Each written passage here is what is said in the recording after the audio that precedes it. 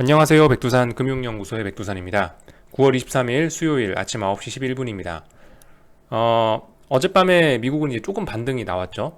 다우가 0.5%, 나스닥이 1.7%, S&P가 1% 정도 올랐는데, 나스닥이 조금 강세를 더 보인 이유는 제 생각에는 그 유럽에서 나온 뭐 2차 재봉쇄 이런 이야기 때문이 아닌가라는 생각이 듭니다.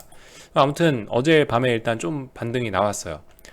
그리고 어젯밤에 제가 알기로는 그 파워르장이 뭐 의회에서 연설하고 뭐 그런 게 하나 있었던 것 같은데, 보시다시피 이렇게 딱히 이렇게 그 헤드라인에 파워르장 얘기가 나오지 않는 걸 보면은 뭐 별다른 뭐 심각한 이야기는 하지 않은 것으로 생각이 됩니다. 여기 보시면은 그렇죠. 여기 보시면은 뭐 앞으로 뭐 정부 니네들이 좀 부양책을 더 풀어봐라. 신규 재정 부양 촉구 뭐 이런 얘기 정도가 나오고 있죠. 자, 그래서 어제 같은 경우는 뭐 딱히 미국장에 관해서 이렇게 이렇다 저렇다 할 만한 이야기는 없는 상황입니다. 뭐 굳이 뭐 지지와 저항 라인 때 확인을 하자면은 뭐 그죠? 그냥 그 박스권 안으로 다시 들어온 거예요. 나스닥 기준으로 말씀드리면 1935가 굉장히 중요한 건데 1935 위쪽으로 일단 다시 박스권 안으로 올라와서, 그러니까 1935가 넥라인이라고 말씀드렸어요. 이 넥라인 자리를 붕괴시켰다가 일단 다시 올라오면서 요 위에 어딘가에서 놀고 있습니다. 그리고 일단 1단계 저항 자리가 한 11,140 정도 되는데, 일단 1단계 정도까지 올라와 갖고 여기서 또 놀고 있죠. 추가적으로 반등이 나올지 뭐 또 꼬꾸라질지 어쩔지는 알 수가 없는 겁니다. 하여튼 다시 넥라인, 그러니까 지금 시장은 여기 있는 이 1395라는 자리를, 아니 저기 1935라는 자리를 가지고, 이 자리가 굉장히 중요한 넥라인, 제가 그래서 두껍게 표시를 해놨는데, 그래서 이 자리를 놓고 그 지지와 저항, 여기서 공방을 벌이는구나라고 보시면 될 것 같고, 그래서 지금 싸우고 있는데 뭐 결과를 어떻게 알겠습니까? 그렇기 때문에 일단은 뭐 지금으로선 미국장에 대해서 특별히 이렇다 저렇다 할 말이 없다라는 거. 다만 이제 제 생각에 요럴 가능성이 좀 높아 보인다. 일단은 중요한 자리를 한번 푹 깼다가 일단 올라왔기 때문에, 야 그래도 이거 이번 시나리오로 가는 게 아니냐.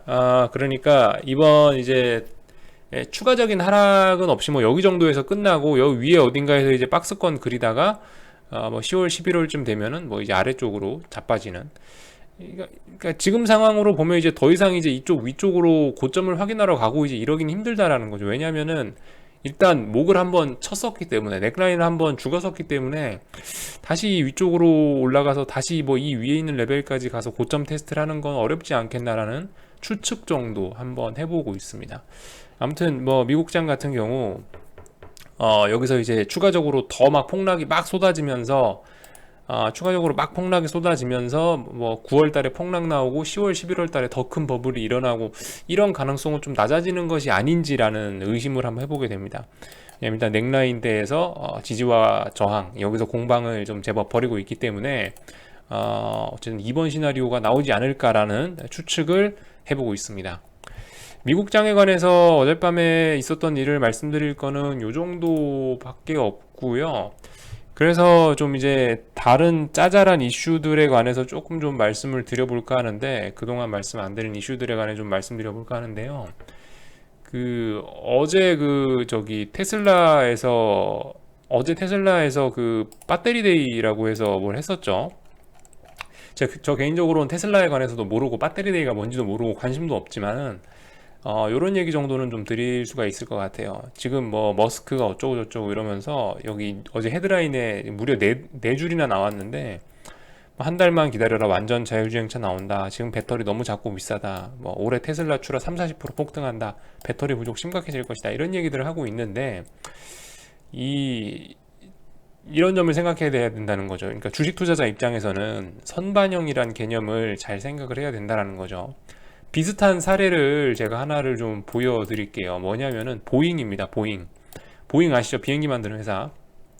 이번에 코로나로 개박살이 났는데 보잉 주가를 한번 좀 참고를 해보실 필요가 있겠다는 거죠. 무슨 얘기냐면 보잉도 이 월봉상으로 보면 테슬라하고 그림이 굉장히 비슷했었어요. 자, 보시면은 이거 월봉인데 얼마나 무섭게 올랐다가 지금 떨어졌는지 아시겠죠? 그 보잉 같은 경우는 이런 자리에서 무슨 뉴스가 나왔냐면은, 이런 자리에서 심지어 보잉 같은 경우는 앞으로 100년 동안 공장을 돌릴 만한 일감을 받아왔다. 100년치 일감을 수주했습니다라는 뉴스가 나오기도 했었어요. 뭐 전 세계적으로 여행 수요가 폭증을 해서 앞으로 뭐 여객기를 몇 대를 만들어야 되고 그 주문이 벌써 꽉 차서 뭐 이제 주문을 넣으면은 뭐 몇십 년 뒤에 비행기를 받아보고 뭐 이런 얘기까지 나왔었단 말이죠. 근데 어떻게 됐냐고요. 그때 애널리스트들이 그렇게 보고서 내고 나서 어떻게 됐냐. 개박살 났죠. 이런 점들을 좀 생각해 볼 필요가 있겠다는 거. 그러니까 결과적으로 이렇게 주가가 미리 올라와 있으니까 여기서 앞으로 뭐 여행 수요가 어떻고 뭐 100년 동안에 뭐 수주를 일감을 따놓고 어쩌고저쩌고 해도 의미가 없다는 거. 그러면서 이제 테슬라를 살짝 보고 있는데, 그러니까요. 6개월 뒤에 뭐 6개월까지 갈 것도 없죠. 3개월 뒤에 뭐 과연 어디에 있겠느냐라는 거는 한번 여러분들이 생각을 해볼 필요가 있겠다는 거죠. 지금 최근에 이렇게 올라왔던 이 주가가 최근에 거의 뭐 1년 사이에 뭐 10배 가까이 오른 이 주가가 이게 미래에 있을 모든 좋은 일까지 다 반영한 것일 가능성 굉장히 높을 거라는 거. 이제 앞으로 이게 어떻게 될 거냐, 어디 정도에서 어디 정도까지 뭐 자빠질 것이냐, 뭐 이런 거는 이제 이 기업의, 이 회사의 실적이나 진짜 이런 거에 달려 있겠죠. 그러니까 이렇게 폭등하고 나서 주식이 자빠지는 거는 이제 보통 여러 가지 사례가 있겠지만은 좀 이제 폭등한 뒤가 어떻게 되냐에 관련된 이야기를 조금 좀 드려보자면은, 일단 제일 잘 풀린 케이스가 LG화학이라고 생각이 됩니다. LG화학을 한번 좀 잠깐 볼까요? LG화학 여러분 차트 어떻게 생겼는지 다 아시죠? LG화학입니다. LG화학 월봉인데요. 자, 보시면은 이게 그 2007년 금융위기 때 이후 2011년에, 그러니까 차화정하면서 2011년에 랠리를 펼쳤던 종목이에요. 이때 7만원에서 한 70만원, 뭐 7만원에서 한 60만원 요 정도까지 올랐었던 종목입니다. 10배 좀 안 되게 올랐었던 종목인데, 이렇게 많이 오르고 나면은 가장 잘 풀린 케이스가 제 생각에 LG화학이에요. LG화학. 그러니까 이게 주가가 당시에 과열이 됐어서 앞으로 10년간에 있을 모든 좋은 일을 다 선반영 시켰는데, 그 뒤로 이제 이 과열을 해소를 하려면 어떻게 해야 되냐? 최소한 기간 조정 10년이다라는 거예요. 최소한 기간 조정 10년. 2011년에 고점 찍고, 그리고 2020년에까지 조정 나오다 2020년에 드디어 한번 수시를 더 준 거잖아요. 그러니까 가장 잘 풀린 케이스가 이거란 거죠. 가장 잘 풀린 케이스가 10년간 기간 조정 정도는 나와야 된다. 그러니까 테슬라나 지금 애플이나 이런 종목들, 만약에 앞으로 무슨 일이 생긴다, 안 좋은 일이 생긴다 하지만은 뭐 기업의 실적은 계속 좋게 유지된다, LG화학처럼, 그럼 이런 그림 나올 가능성이 있는 거죠. 10년간 박스권 최소한. 물론 뭐 이 박스권 기간은 얼마나 기업의 실적이 좋냐에 따라 달라지긴 하겠지만, 아무튼 긴 기간 조정이 필요하다라는 게 제가 드리고 싶은 말씀의 요지고, 조금 덜 풀린 케이스를 보자고요. 조금 덜 풀린 케이스. 조금 덜 풀린 케이스는 제 생각에 OCI인 것 같습니다. OCI. 실제로 제 그 아시는 분들 중에서도 아직도 OCI를 5, 60만 원대에 2011년에 사서 들고 계신 분들이 계세요. 어마어마하게 과열이 나타나면 이건 10배 더 올랐죠. 10배 더 올랐어요. 이건 몇십 배가 오른 종목이었는데 2007년에도 한번 랠리하고 2011년에도 랠리해서 결과적으로 지금까지 기간 조정 나오고 있는 건데, 그나마 이제 LG화학 같은 거는 이후에 실적이라도 좋아지고 무슨 기대감이 있으니까 그나마 정고점도 돌파하고 어떻게 그 물렸던 분들에게 탈출의 기회를 줬지만, OCI 같은 건 어떻게 되냐고, 이거 지속적인 우하향 쭉, 아직도 이거 바닥이 어딘지 몰라요. 물론 뭐 바닥의 가능성이 뭐 보이긴 합니다만은 알 수 없는 거고, 어쨌든 이렇게 깝깝해진다라는 거, 이건 그나마 이제 중간 정도로, 이건 중간 정도의 케이스죠. 그러니까 LG화학이 극단적으로 좋았던 케이스, 잘 나간 케이스, OCI 같은 거는 좀 중간 정도, 그래도 상패는 안 됐으니까. 그럼 최악의 시나리오는 뭐겠어요? 상패죠. 최악의 시나리오는 상패. 뭐 하여튼 OCI 같은 차트는 굉장히 많습니다. 현대중공업 같은 경우, 뭐 조선주들 차트 보시면 대부분 다 저런 그림일 거고요. 아무튼 그 최악의 경우는 뭐냐면은 결과적으로 상패죠. 중소형주, 또 실적이 안 좋았거나 아니면은 뭐 이렇게 버블이었을 때 증자 많이 했거나, 뭐 어떤 돈 빌려가지고 어떤 회사를 무리하게 인수합병했거나, 예를 들면 STX 그룹들, 아니면 웅진 그룹들, 이런 회사들, 그런 회사들이 결과적으로 다 2011년 요런 때에 무리하게 돈 끌어당겨다가 주가 막 오르고 했었다가 이제 지금 없어진 기업들이거나 심각하게 박살난 기업들이죠. 그러니까 그런 점들 생각을 해보실 필요가 있겠다. 주가가 이렇게 너무나 많이 폭등해 버리면은 뒤에 반드시 안 좋은 일이 일어난다. 잘 풀려야 LG화학처럼 된다라는 거 한번 생각을 해보실 필요가 있겠습니다. 그러니까 테슬라라든가 애플이라든가 그나마 얘네는 좀 다행인 게 제 생각에는 그래도 앞으로 실적은 괜찮을 수 있다라는 거죠. 실적은 그나마 괜찮을 수 있는데 어쨌든 그래도 심각한 뭐 기간 조정이라든가 아니면 심각한 가격 조정은 어느 정도 일단 나와줘야지 이게 말이 되는 자리. 그러니까 지금 상황에서 어떤 나스닥에 있는 이런 종목들이나 나스닥 지수나 이런 것들은 주식 투자자 입장에선 그렇게 메리트가 없는 가능성이 굉장히 높다라는 말씀을 드리고 싶었습니다. 그래서 배터리 데이와 관련해서 주식 선반영을 엮어서 그리고 어떤 지난 다른 종목들을 엮어가지고 이렇게 좀 말씀드려봤고, 그 또 다른 뉴스 하나 더 있는데 커창반 관련된 뉴스인데요. 이거는 한번 그 제 생각인데요. 커창반 ETF가 드디어 출시가 됐다고 합니다. 이게 이제 한국 사람이 할 수 있는 건 아닐 거고 중국 사람들이 아마 투자를 할 수 있게 된 걸 텐데, 커창반이 뭐냐면 그 중국판 나스닥이죠. 중국판 나스닥. 제가 예전에 그런 영상 올린 적이 있어요. 커창반 만들어지면서 이 커창반은 굉장히 대박이 날 것이다 뭐 이런 식으로 영상을 한번 올린 적이 있긴 한데, 문제는 어쨌든 한국인 입장에 투자할 방법이 없다는 거. 아무튼 지금 상황이 어떤 상황이냐, 모든 주식들이 굉장히 많이 올라와 있는 상황, 뭐 나스닥이라든가 뭐 S&P라든가 중국 주식이라든가 한국 주식이라든가 다 많이 올라와 있는 상황에서 이렇게 ETF나 새로운 상품이 출시되면 통상적으로 안 좋을 확률이 높다는 거 한번 좀 말씀드리고 싶었습니다. 실제로 2018년쯤인가 2019년쯤인가 한국에서 KRX 300이라고 한국 거래소에서 새로운 ETF를 새로운 지수를 출시한 적이 있는데, 그러니까 코스닥 반, 코스피 반 짬뽕 시켜 놓은 그 지수가 KRX 300인데, 당시가 어떤 상황이었냐면 2018년 1월 달까지 코스피 코스닥이 겁나게 폭등했던 시기입니다. 폭등했을 때 그 KRX 300이란 지수를 딱 상장시키고 그걸로 ETF를 만드니까 어떻게 됐다? 지금까지 개고생하고 있다. KRX 300 지수. 그 외에도 그런 예는 되게 많습니다. 그러니까 이런 신규 상품이 상장될 때는 어떤 이게 변곡의 타이밍이 아닌가라는 좀 그런 생각을 좀 해보셔야 된다는 거죠. 이런 게 어떤 사인일 수 있다는 거. 어떤 통상적으로 저런 신규 지수가 상장이 되고 신규 ETF가 만들어지고 나면 그 자리는 보통 어떤 대박이거나 아니면 쪽박이거나 둘 중 하나일 가능성이 높습니다. 그래서 어쨌든 이 주식이 많이 올라와 있는 상황에서 커창반 ETF가 만들어졌다는 거, 한번 이 의미를 좀 한번 되짚어 볼 만한 필요가 있지 않을까, 한번 무슨 낌새를 느껴볼 만한 게 있지 않을까라는 생각하면서 이 기사를 좀 한번 말씀드렸고요. 한국장 좀 볼게요. 보시다시피 뭐 이런 그림이죠. 보시다시피 뭐 어젯밤 미국이 올랐으니까, 반등했으니까 일단은 갭상승 출발했습니다. 갭상승 출발했는데 봐야죠. 뭐 오늘 여기서 추가로 여기서 만약 하락 전환하면서 선물이 확 밀려버리면은 오히려 반등의 가능성이 앞으로 더 높아지는 좀 그런 상황입니다. 힘을 아껴 써야 돼요. 제 개인적인 생각으로는 그래서 좀 적당히 좀 오늘 상승 마감 해줬으면 좋겠다는 생각입니다. 예, 제 생각에 적당히 상승 마감 해주는 게 추가적으로 더 하락하는 데는 더 좋다라는 거죠. 예를 들면 지금 이런 그림 그대로 마감해 본다고 생각해 보세요. 이 보시면은 인버스 같은 게, 이거는 저 코스피 인버스죠. 그 고버스라고 하는 그거죠. 보시면 만약 이대로 마감한다고 하면 굉장히 좋은 그림이에요. 지켜야 될 때 다 지키고 양봉 나와야 될 자리에서 양봉 나오고 어떤 매집의 흔적 나오지 않습니까?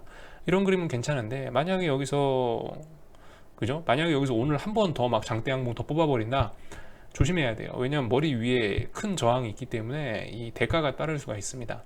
이런 부분들 좀 생각해 보실 필요가 있을 거고, 제가 어제 넥라인이라는 표현을 요즘에 조금 자주 썼었는데 그 부분에 관해서 조금 좀 정정해서 좀 말씀드릴 게 있는데요.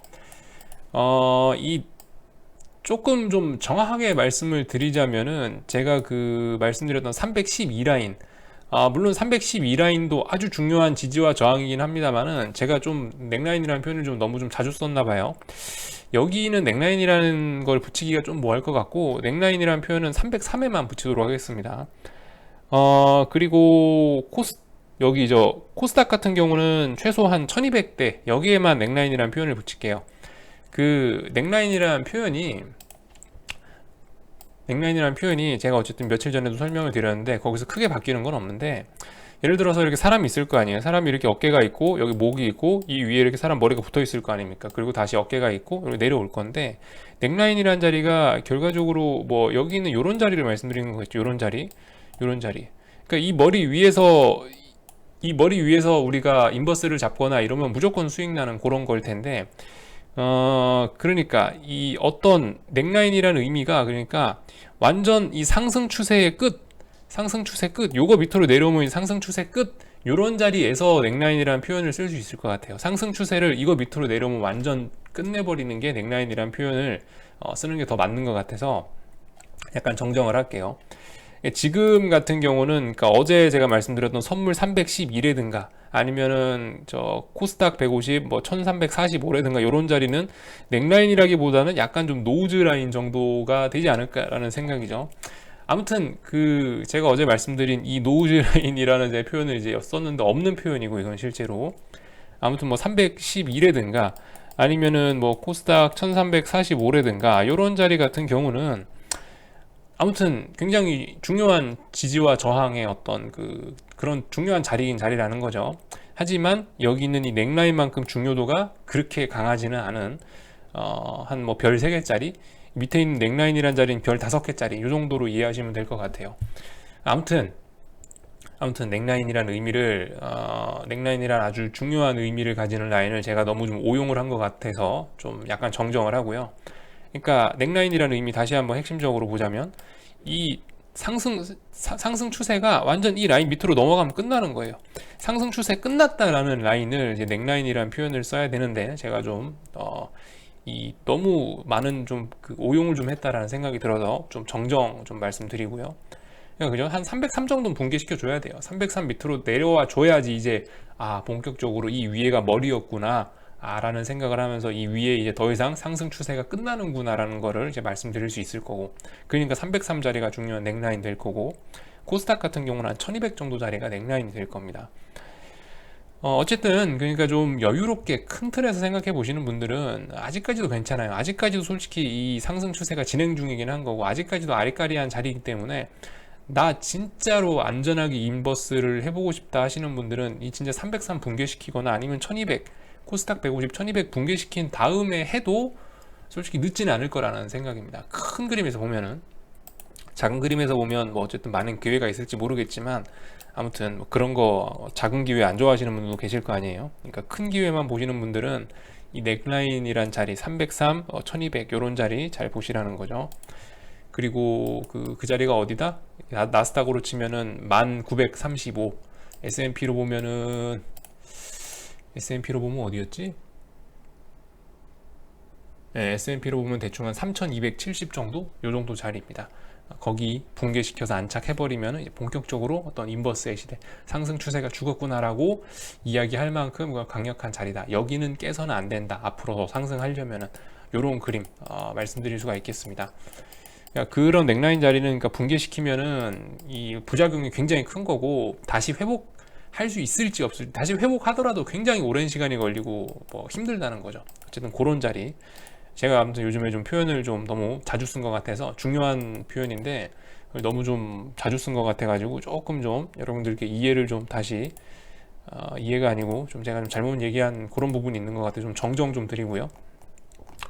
아무튼 오늘 어떻게 될지 모릅니다. 장중에 뭐 더 빠질지 아니면 반등을 할 수 있을지 모르지만, 저는 일단은 오늘은 아무것도 안 할 생각입니다. 뭐 애매하잖아요, 그죠? 선물 303에서 312 요 정도 지금 박스권 안에서 이제 놀아 볼 건데, 뭐 더 올라가면은 312쯤 가면은 인버스를 잡아 보거나, 아니면 뭐 303 부근에 가면은 다시 뭐 레버리지 상승으로 잡아 보거나, 물론 전 상승 베팅은 절대 하지 않을 겁니다만은, 어쨌든 뭐 지금은 가운데 애매하게 딱 한가운데 떠 있잖아요. 지금은 303과 310이 딱 한가운데 떠 있기 때문에 솔직히 오늘은 뭐 돈을 움직일 생각이 없습니다. 오늘은 계좌 잠궈 놓고 놀러나 나가는 게 어떨까, 저는 뭐 개인적으로 이렇게 생각을 하고 있습니다. 자, 또 얘기가 좀 길어졌네요. 궁금한 거는 리플로 남겨주시고요. 저녁에 영상으로 또 찾아뵙도록 하겠습니다. 여기서 마칠게요.